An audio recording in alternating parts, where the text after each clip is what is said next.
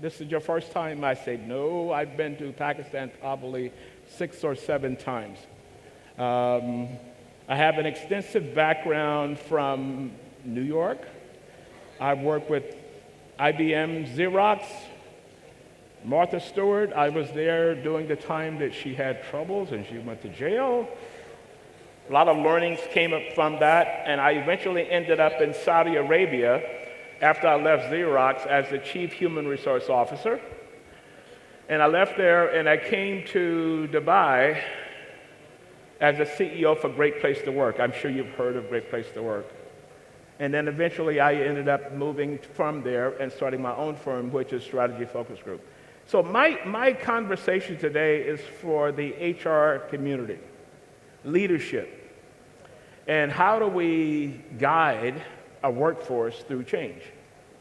We've had a fantastic presentation earlier with Mustafa, and a lot of the key points he covered was the anchor of how do we manage this change. So my conversation comes about from workforce architecture, blueprint for any organizational change. Now let me tell you a little story behind the workforce architecture. During pre-COVID to COVID, I started introducing myself. I changed the brand from human resources to workforce architect. And when I would talk to a C-suite about my new role as a workforce architect, they would always ask questions. And that was one of the reasons I decided to change from, what do you do? I work in human resources. The brand is not strong. This is why you see Department of People and all of these other transformations. So I came up with the concept of the architect. What does an architect do? You create a plan, and you give it to an architect, and an architect designs the design. So let's go back to the C-suite. C-suite designs strategy, change, whatever it is, and then they come to human resources and said, we need a people strategy for this.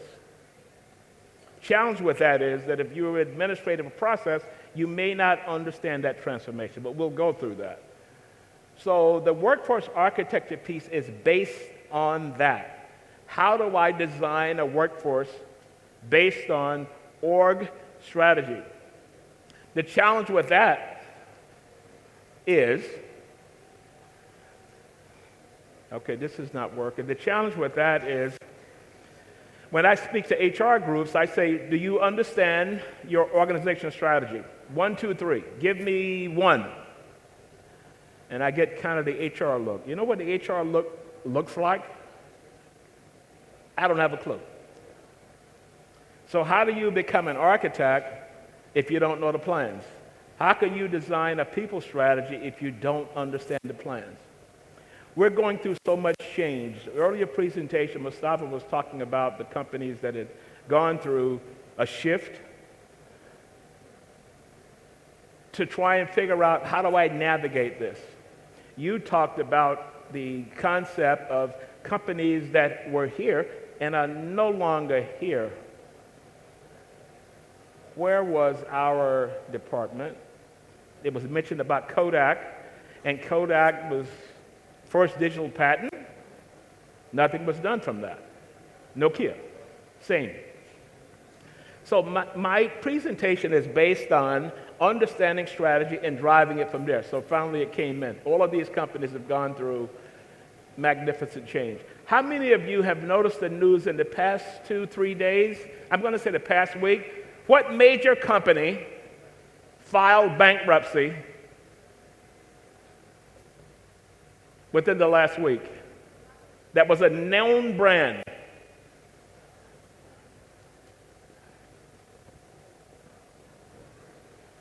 Okay, another problem.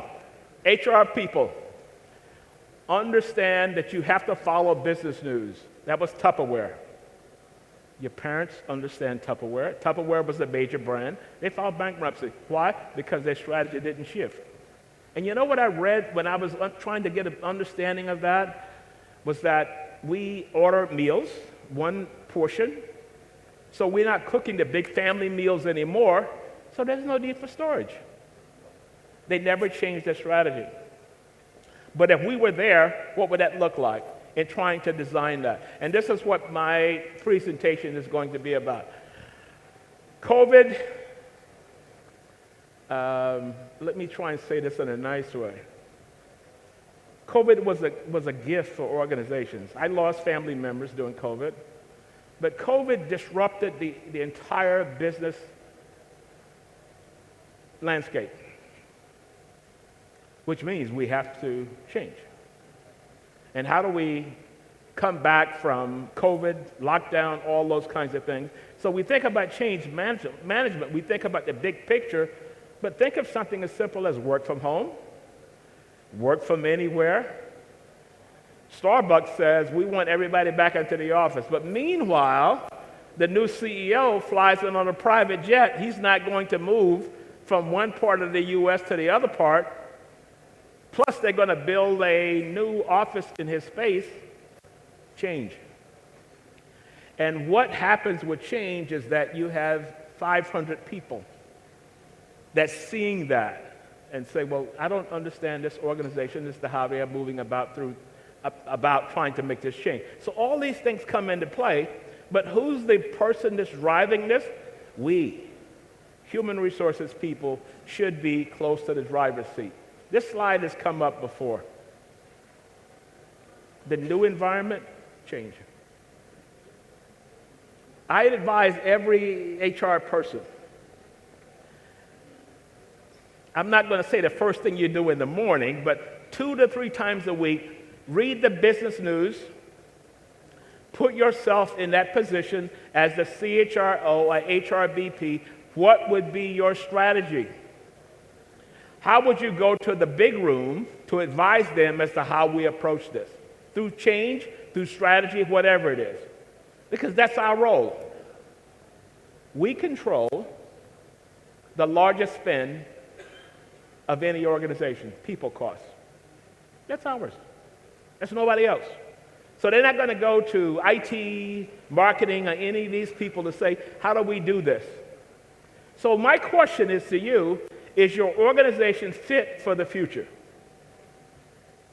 I read an interesting stat that the largest spend in the U.S. market for gyms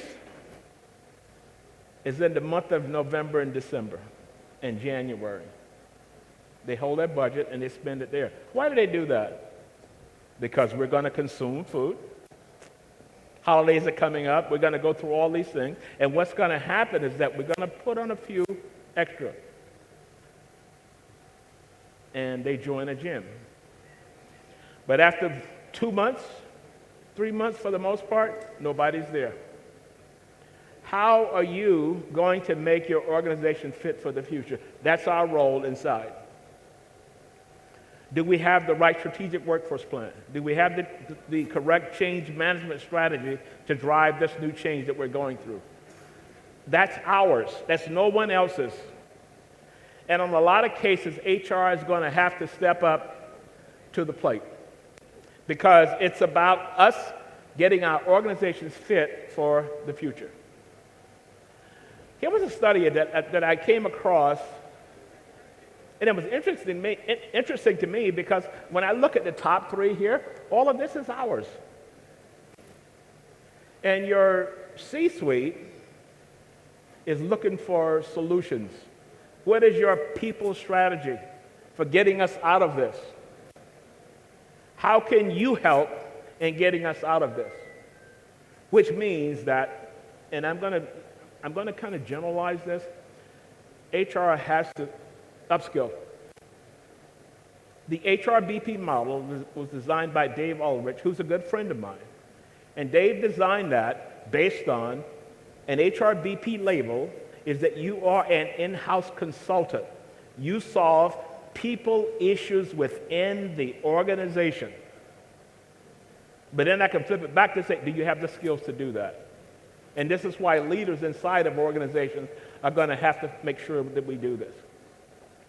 Here's the architecture piece. Here's your organization, but here's where your organization is headed. We want to go here to future state. How do you architect and build a bridge? If you understand the strategy, you understand that I have to build, all of this is mine. Whatever that strategy is, I have to build a people strategy to that. If I don't develop a people strategy, it's kind of like getting in a car, driving and putting blindfolders on, and then moving forward. We owe our organizations more, which means that we have to have the skill set to design the bridge. Current state, future state. What is the strategy across, and you design it from there. And this is why when I have these discussions, I say, what is your organizational strategy? Give me 1, 2, 3, and I get that look. I'm kind of depressed. I say, understand more about the business. HR is about the business. It is not 72 size font. It is not about human resources. Now you may say, well, my department is administrative process. That's okay. What are you doing to self-learn? What webinars are you listening? What are you reading? I always ask CHROs, I said, what are you reading? What does your reading list look like? I travel for the most part 1 week. Every country every week I'm in a different country. I have a reading list. I got to go through here. I got to mark this up, do this. Why do I do that? I'm not in charge of, I've been CHRO twice. I'm not there anymore, but how do I guide the people that are in those roles as to what you need to think about? This is a slide. And every C-suite needs to understand, you do this, we're the architects and we design this. How do we do this? We work through here. Does it mean 100% success rate? No. What it means is that we have a higher probability of success. But if you don't know this one, it's kind of designing in the dark. We have to raise our game. And so I get these excuses, well, my company doesn't have budget, whatever. I don't care. You can self-develop. What is your learning strategy? How do you become better at what you do? Because the landscape is changing, and I want to be able to sit in the room upstairs, or the room above the room, which is the board. So I start here, and I design solutions. I design solutions for my organization. Most important slide. Architect. C-suite. We marry those two, and we make it happen. That's the future. So are we prepared to make that sacrifice? Are we prepared to read a little more? Because that's what it's going to be about in going forward, right, and moving forward. So change management, the link between strategy and execution, that can break in a lot of cases.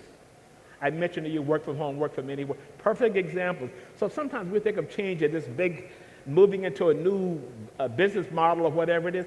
Something as simple as work from home, work from anywhere. Apple says, we want everybody back in. We want 3 days a week. We want Monday, Wednesday, and Friday. Employees said, who chose Monday, Wednesday, and Friday? Can I self-select? Do I have an option to self-select? If you are a C-suite leader, it's about flexibility, because that is your new customer. Someone told me a while ago, they said, but this new workforce, they're demanding this, they're demanding this. I said, stop it. If this was your new customer that told you they needed X, Y, Z, you would try and figure out a strategy to make that happen. So why are you saying, you have two customers. You have an external customer, which brings in revenue, and then you have an internal customer, which interacts with that. If you could optimize this part, you're on the road to success. But if you ignore that, you ignore at your own peril. So the change piece always starts with why. Why are we doing this? Why are we changing? And why are we saying Monday, Wednesday, and Friday? versus trying to understand what day would you like to choose in your department. So if you start with why I always say, what is your why statement for change? Why statement for change? Big initiative. Why are we doing this? Can you sell this to 1,200 people, 1,500 people? One young lady, well, we have 22,000 people. I said, I don't care. You have 22,000 customers. How do you sell 22,000 customers? Can you segment it? Who's the audience that we need to talk to? And these are the kind of things we have to think about. Change management drives all of this. People, business strategy, people strategy, we do, I think, business results. Can we do this? Here's the challenge here. If the slide ever flips over. I'll try again. Change is about how many people are involved in the change, and how can we move those people to the next level. So change, there's a technical side, and there's people side.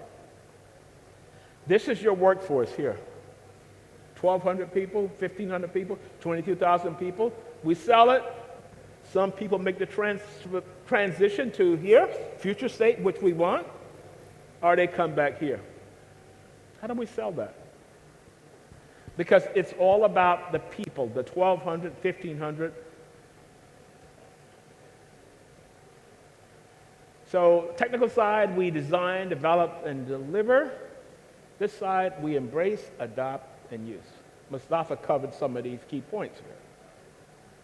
We have to transition people from here to the other side. It's called the Bridges Transition Model. 3 stages of a workforce that we have to transition from one to the other. So think about what you're designing now or what you have in place, and here's what it looks like. Each one of these is your workforce. Current. In transition means I want to listen to what you have to say. Current means I'm like this. I always like to, when I give presentations, I always like to say, who's got their arms folded? Are you picking up the message? Arms folding say, me, that's my guarding, and I'm guarding it from your message. So in the middle here, transition say, okay, listen, I'm going to listen, talk to me. And I talk to you, and you say, you know what, that's cool. I want to go here, and I moved over here. This is what change management is about. It has nothing to do with it has a lot to do linked in with the big picture, but on the bottom piece is the people side. So regardless of what it is, we have to understand what it's going to look like from the bottom side. It's mindset. We could have the big picture here, strategy, hey, we're going to do all these big things and all of this, but does that 1,200, 1,500 people understand that? Did we explain that? Did we walk them through the concept of change and what all that's about? Or are we just talking big talk from the big office upstairs? So we have to think about how do we begin the process of selling this through to people and getting them to understand the people side of change, the soft side of change. Because it has nothing to do with the big picture. The big picture is here, but what does that mean for me? And how do I get to the success on the other side? So I'm going to hope this works here.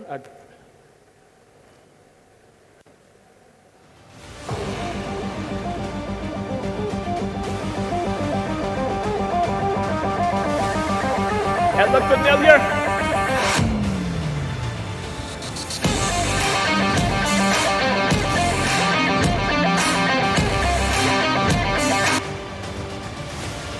Which one of those is your organization? Are we all moving in the same direction, or are we moving against each other? There's no progress here, there's progress here. Do we understand it from that context? Can we go into that C-suite and guide that for the organization? This is why it's important to understand that we play a huge role in trying to make this happen. So it says, which team is yours? Is it based on projects, The truth starts with honesty. Where are we? How do we move it forward? All of these comes back to us. So here's kind of a quick synopsis here. Understand strategy. Take one, design your HR piece, understanding it from talent needs and all of this here. What is the gap assessment? And what do we need from HR goals to close the gap or expand the gap? Simple. Understand strategy. You take one piece and you understand the human capital needs from that. And then you do your thing and understand the assessment, and you come to that big room, I call it the big room upstairs, and you nail it. And it says, oh my God, fantastic. This is what the C-suite needs. Every time there's a survey done, survey always comes back that says HR needs to step up to the plate. HR strategy, HR change. It has to be in our space because this is ours. We own this. They can't go to finance or IT or any of these other departments. I'll say technology as opposed to IT. It's kind of an old way of branding that. And say, I need you to design a human capital strategy for the org strategies 1, 2, 3. We have to step up our game. And our game is based on making sure everyone is in the same space. This is what it's about for the future state of human resources and human resource strategy. This is ours. Largest spend is ours. But here's an interesting concept from Korn Ferry. Korn Ferry says this. I want you to think of this. Think of all the teams you have inside of organizations. Think of the C-suite. Korn Ferry says 70% of the effectiveness of any team comes from who's leading that team. Who's in charge of that team? Is that a leader that people want to emulate? Is that a leader that people want to be a part of? Is that a leader that everyone wants to emulate? 70% of the effectiveness of any team is based on who's at the top. So think about, if you're a leader, think about that. Are you driving that impact? Because it equates to org performance. And that's kind of the key in driving that. The results are going to come from there. Leadership styles. What style leader are you? If you had a toolkit and you open the toolkit, do you use the same tool for everyone? Directive, here's the way you do it, or do you move into a coaching mode? You need to understand the styles of leadership. You can do that on your own, as opposed to if your company wants to send you out or they want to bring me in, I'll be more than glad to walk you through that. But we have to understand our styles and the impact we're having. The other part comes back from the organization. How are you selecting leaders? Well, Ron has been here for 3 years. He needs to be promoted. Has nothing to do with that. Mustafa mentioned empathy, understanding people, listening skills. That's where it is. So if I can take the technical side, and I can also bolster the people part of the equation, I got a good leader. But I want to develop them, and I want them to understand leadership. Some people have an innate ability to just pick it up, but some people don't. And when you find organizations not performing, think of this. You have 50 teams. 5 to 10%, 20% are not performing. Could we look at the leadership? Are we doing a kind of a, normally performance reviews is that I'm the leader, I could say you did this, you did this. If you don't flip that to say you can now gauge me as a leader, you're losing. It has to be two ways, and you develop people for that. Here's what your team is thinking. So as I'm talking to you, thoughts are running through your minds about whether it's work or my presentation. If I'm managing this team, how can I connect? Possibly individually or as a group, or I ask you, how well am I doing? The new style of leadership. all of this rah-rah, I come in, I solve everything. That's a different game. It's over with. Don't even try it, because things are changing. Can we align employee growth with organizational goals? So as we talk through cascading that down, that was the key point to that. So here's what the employee experience looks like. We attract people, candidate side, hire, onboard, engage, perform, develop. They leave. They're going to leave. Where's the data from each one of these? Are we collecting data? Are we doing surveys? How was the attraction phase? Oh, it was awful. I had to apply 5 times. I think it was too many interviews. I had to do 7 interviews to get one job. You have to understand the context of 1,200, 1,500, 20,000, whatever it is. And data will give us some information as it relates to this. We take this information and we go up and we talk to the so-called C-suite, and we understand the intricacies as to how we're going to navigate this. We bring impact to the room.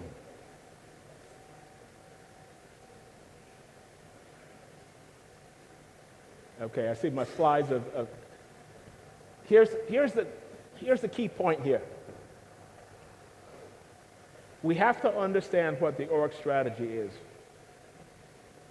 And sometimes people will tell me, well, I don't know what it is. I said, well, go ask. Who does it? And you go ask. They may ask me, why does HR need to know? Because I design people's strategies. I'm a workforce architect. I design workforce solutions. I need to understand strategy better. You just ask. If they tell you no, okay, cool. I come back again next week.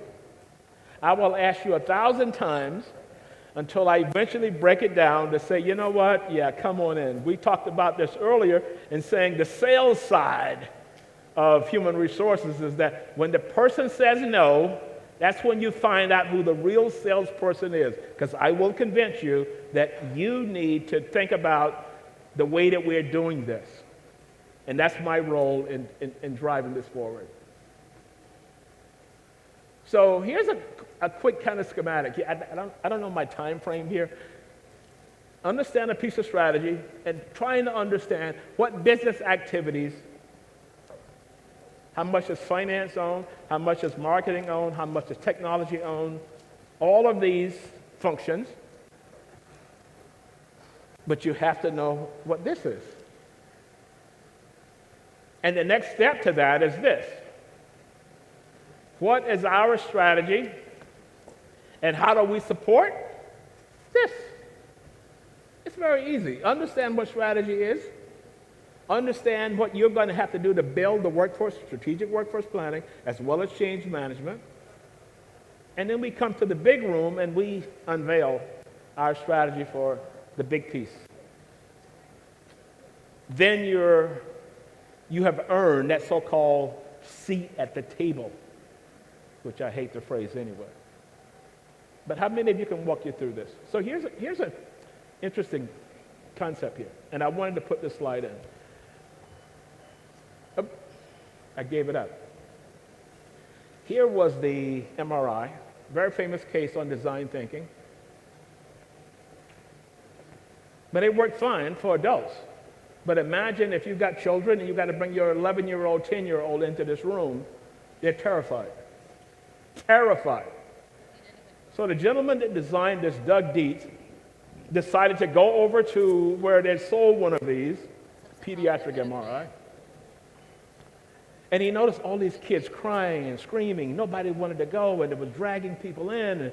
And there was a doctor sitting there, for anesthesiologist sitting there and giving them medication to make sure they can go in and get an MRI. They realized they had to redesign it. So what did they decide to do? They said, how do we redesign this? And this is a key point I want you to remember. If you ever take a course on design thinking, this is for the most part is going to be used. They went back to the audience impacted, and that audience could be your workforce. So who was that audience? Who do you think the audience was for them to focus group or talk to? Anyone have any ideas? Who did they talk to change this and come up with a new design? Okay, because of time frame, they went to the kids. Understand the audience of any change. That could be a job title, that could be a department, and you go and talk to them and try and get information. So they went back to the kids. They went back to the kids. They went back to the nurses who's in charge of the section. They went back to the doctors. They went back to the anesthesiologists. They went to and they talked to all of these people. And the kids gave them this design. I think it was already up in just a bit. This is what they came up with. So I need you to think of this in terms of change. You have to understand the audience that's going to be impacted, and you have to talk to them to get ideas. Never do decisions by conference rooms. Go back and get out and talk to the workers. The people on line one of the manufacturing facility, they have the solution, parts of the solution, and you design it from there. And this is what it's about, which means that we have to become more of that so-called in-house consultant. Very famous case. Here's another way to look at it. What is your communication strategy? Different level, different level, different level, different level. All of this is the audience. Audience analysis is important. Is it on line one? Is it the functional department in Europe, or is it in the APAC region? This is why we have to understand the audience, and we go and ask them to solve it. BMW was going through a huge challenge that they were having of an aging workforce. Quality, sick days, all of these things were coming about, and they decided to solve it. How did they solve it? They went to the factory and they asked the people. It was on the news, and the news person asked them, well, how did you solve this? It's easy, we just asked them. You have to understand the audience in order to solve situations. So I want to walk through real quick of the so-called vision statement. So it says vision, reason, details, impact, progress. Then I'll be finished. The big picture that comes from here, how can I break this down into pieces? So we'll always hear, it says imaginable, desirable, feasible, and focused. But how do we break this down? We're going to be number one market in this space or whatever it is. Here's how we begin to think about it. The industry leaders within, in 10 years, we want to be here. Okay, cool.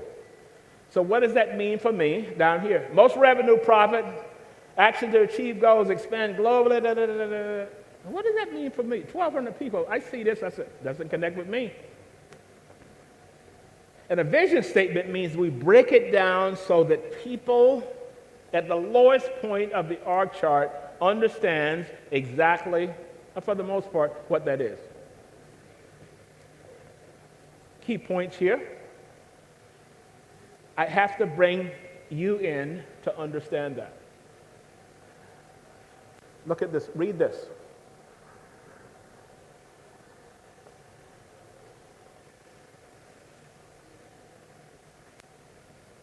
That's how we sell strategy. But we have to advise them to say, all the big points you made were great, but I don't really connect with that. And what does it mean for me and my family? And this is why it's important that we tell the entire story of your big picture, but we're the in-house consultants and we drive that through our space. So here's what we started with. We're trying to get fit. We want to get fit. Doctor says you need to exercise more. You need to eat better. And you do that for 2 weeks, and then you go back to your normal process. But here's what we have to do. HR, we need to move, and we need to become this person. How are we going to do that? Piece at a time. We have to develop our teams. We have to develop our HRBPs. All of that comes back to here. And we have to make sure our organizations are fit for the future. And I thank you so much for listening in to my presentation. Thank you.